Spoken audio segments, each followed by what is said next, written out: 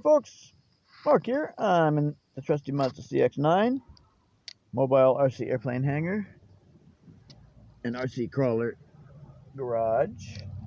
Alright, I'm waiting for my dang new transmission gear set that was supposed to come yesterday but has not come yet. I'm waiting for that to be delivered so I can replace my gears. In the meantime, I thought I'd do everything else while I'm waiting. So what I've done is I've replaced my pinion gear and my motor. So here's my original motor from the truck, original from a year ago. Actually, this is my second motor. Anyway, there it is. And there's the pinion gear. And there's Jimmy in the background too, my little buddy. So there's the pinion gear. Okay, and then I got this great kit, and then there's the new motor and the new pinion gear. New motor and the new pinion gear. So let me back up for a second. So I got this great little kit from Amazon, and I mentioned it somewhere. It comes in this little box, which I'm now using to hold my parts from my transmission overhaul that I'm doing right now. But anyway, it comes with 5 gears, all different sizes. This one here is a. Anyone? There we go. Okay, well, it's hard to see, but that one there is a 16.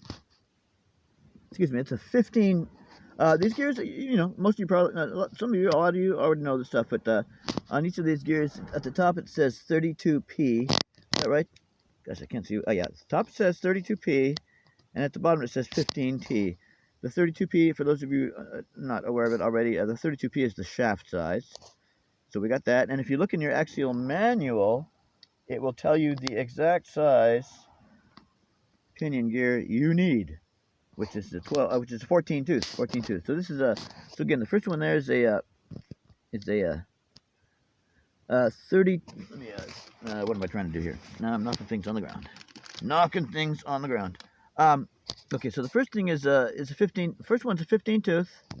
Focusing. Thank you. 15 tooth. Then we've got a 13 tooth. This is a, you can almost see that, almost. There we go, 16 tooth. This here is a,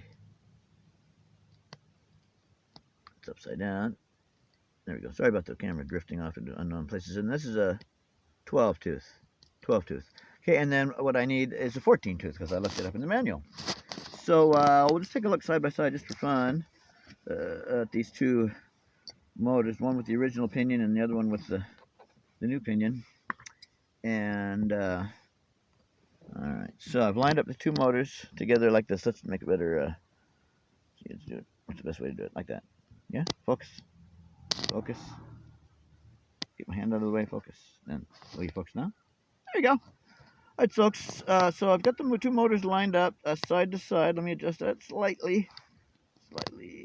There we go. So I've got them lined up side to side like that. And you can see that the original pinion gear at the center screen is wider at the base than the replacement. Okay.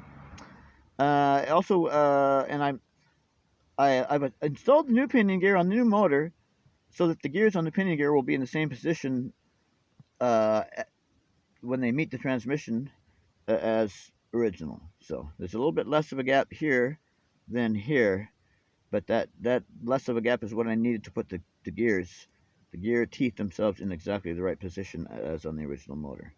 So that's pretty cool. And one thing also cool is that they do give you this itty bitty not surprisingly, to secure these in place, you've got a little tiny Allen screw there, which you may or may not be able to see. You can see it now. Pardon me. Excuse me. And so the new pardon me again. So the new set of pinion gears also comes with the ultra teeny tiny little screws, which go in the ultra teeny tiny little holes. Yep. Okay, so yeah, so I swapped out my pinion, making sure that again that the gears teeth would line up correctly on the new motor and pinion as they do on the original one. So I did that. So that's ready to go. That's ready to go because I'm just replacing everything, basically. Excuse me. Everything that could be slipping, and I did determine that I think my gears are so worn that they're slipping. They're not broken. They're definitely not broken because I inspected them. But everything points to high likelihood that they're just worn and generally slipping and generally worn out. Okay, they give you this with the pinion gears, which I think is really good. Okay. Particularly it says, first time use, all gears are new. The gear hole may be a bit tight for motor shaft. You know, please loosen the grub screws. Please keep a gap between the spur gear and the pinion gear. Anyway, it tells you how to make sure that you got your pinion gear that you've just installed properly lined with your existing existing spur gear in the truck. So that's good. They're helping you out with that. They tell you how to do that, and you can contact them, stuff like that. So that's pretty darn cool. I like that. Okay, so that's all we need to talk about with regard to... actually, let me put away these little itty-bitty parts so I don't lose them. That's what we're going to do next. Can I do it one-handed while I hold the camera? Yes, I can. Jimmy, do you have anything to add while we're opening the package? No, he had his nice big breakfast, and now he's snoozing happily. All right, let's get these little parts in here without dropping them or spilling them.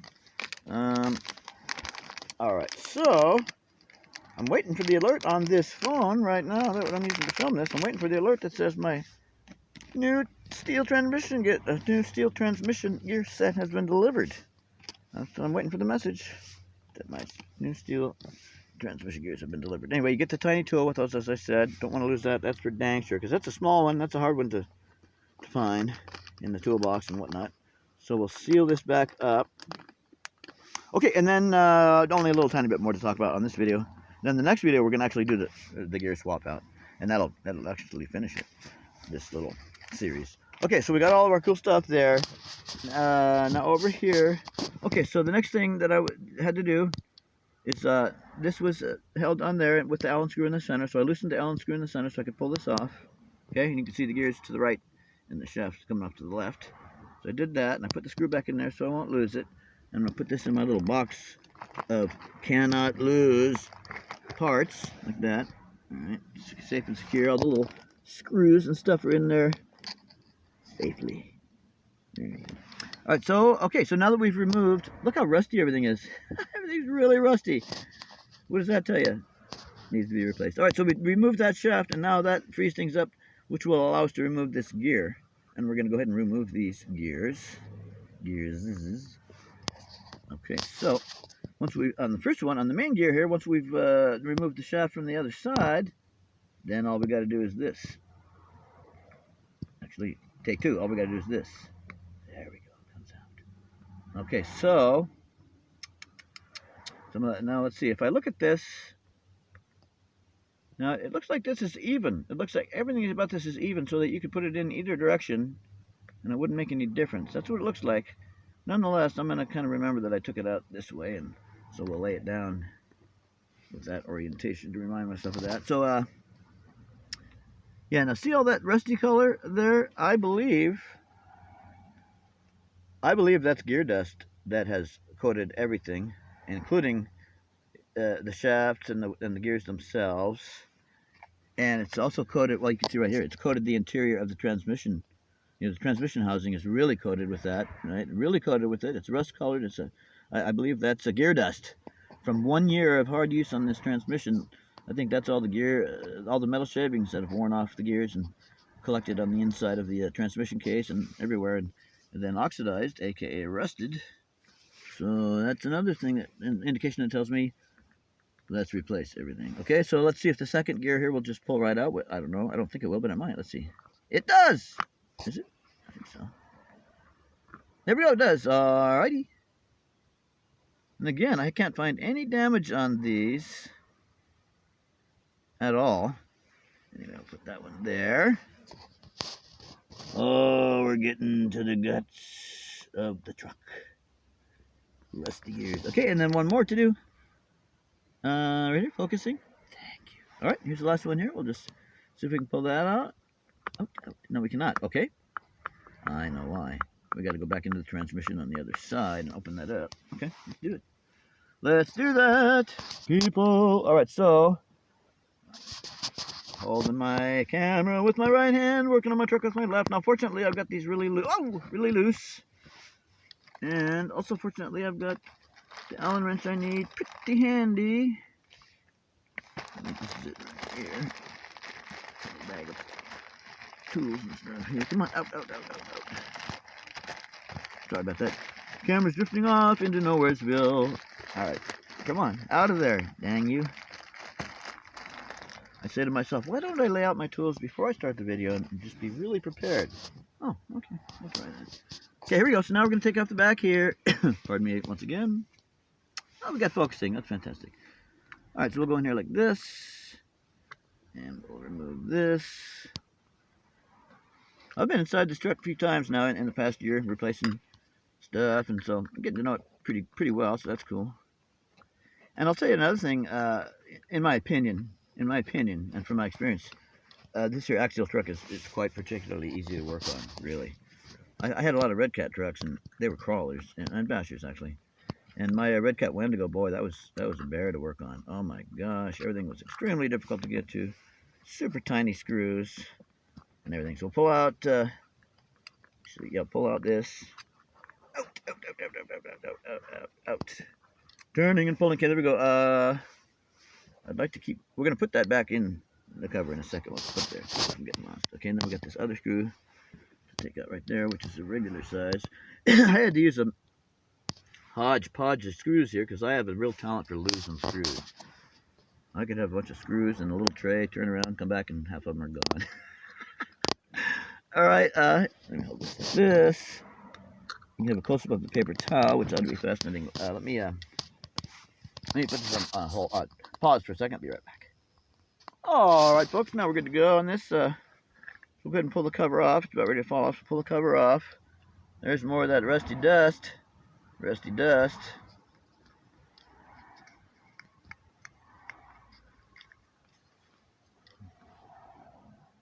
Oh, see that? Oh, that's pretty dirty. All right, then. Of course, my hands are pretty dirty anyway from working on the truck thus far and earlier. Okay, so anyway, so there's that. Now I think we can just pull this out right here. Yes, get me? Out. We cannot. We must remove this gear. Finding the little hole and the little, yeah. Okay, so we got to remove this gear. And I got a new one of these coming. Trying to find it. There, trying to find the hole. Okay, don't remove it. Okay, there's no hole here like you would normally find to remove that gear. So that tells me I got to remove it right there. I got to remove all these really rusty nuts and stuff. So let me do that. I'll be right back. There we go, rusty nuts. I think that's what my ex-wife calls me. I'll be right back.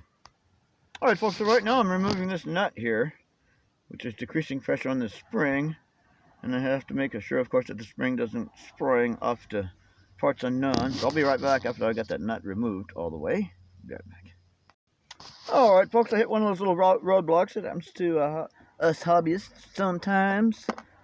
Part of the challenge. And solving those little roadblocks is part of the reward, yeah. Anyway, next thing that has to happen here is this gear down here does not have a hole in it with an Allen screw so that you remove the gear. The gear is on the shaft, pressed on, and stays on. I learned that.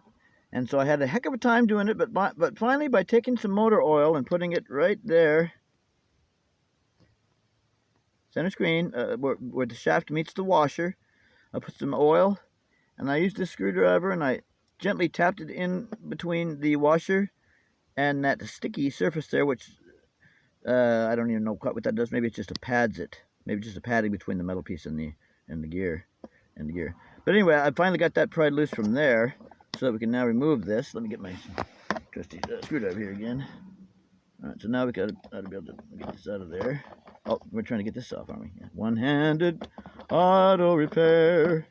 Let's see what we're doing here. All right, let's put this on pause so I can pick up the dang washer. Here we go. All right, folks, this too was a real challenge to get this here spur gear. I believe that's a spur gear. And I'm about to run out of battery power, so I finally got the spur gear off of here. Take that off. Boom, boom. And you can see how rusty the back of that washer is. Boom, boom. And now, now what do we got here? Trying to get this shaft out of here, y'all. And do I need to get the shaft out of here? No, I don't. Actually, I don't need to remove the shaft. No, I don't. So I'm done. All I have to do now, focusing, please. Okay, so all I have to do now is clean up everything here, clean up the case, clean up the washers, just clean up everything, especially this little guy back in here. Oh, camera's wandering off the topic again. This case here, this part of the transmission case, I should say, this part. Look at that. Look how heavily coated that is with rusty dust. Rusty dusty. And lack of focus. All right. Okay, folks, so all I have to do now, and in addition to using oil to get all these things apart, I had to sand them first to sand the rust off. So what does this tell me? It tells me I need to open up my transmission more than once a year. Noted. Note to self. All right, so now we're ready to install the new one of these, which I believe is the, spur gear, I'm guessing. And we're going to install, we've already installed our new pinion gear, okay? And then we just have to replace this and this, then we're ready to rock and roll. So I'm going to go ahead and put everything away before I lose any of the parts. And we'll close this little video series with me installing the new gears. All right, thanks for watching. Signing off at 5, 4, 3, 2, 1, 0. Bye-bye.